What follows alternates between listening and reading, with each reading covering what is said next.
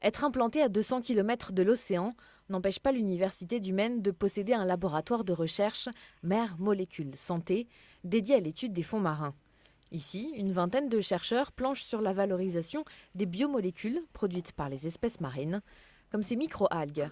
Dans des chambres froides installées au sous-sol, les scientifiques étudient leur milieu, leur vie cellulaire.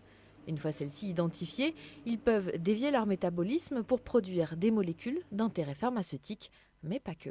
Ces microalgues, elles sont potentiellement capables de produire tout un tas de molécules qui peuvent nous servir tous les jours. Et notamment, pourquoi pas, par exemple, mettre du carburant dans nos voitures, dans nos moteurs thermiques.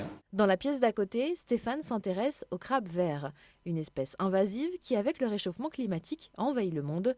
Aujourd'hui, les chercheurs étudient les gènes qui leur permettent de résister au choc thermique, et ce pour des applications médicales. On soupçonne qu'il a une forme de gène, en tout cas c'est cette forme que j'étudie, qui est plus efficace et qui va pouvoir d'autant mieux réparer les molécules qui sont abîmées par les variations des conditions environnementales. En réparant les protéines dénaturées, ces amas vont disparaître et les connexions neuronales vont pouvoir reprendre. On pourra ainsi peut-être trouver un moyen de bloquer la neurodégénérescence due à des maladies comme Alzheimer ou la vache folle. Parmi les autres travaux du laboratoire, comment sauver les biomasses d'huîtres touchées par une mortalité estivale.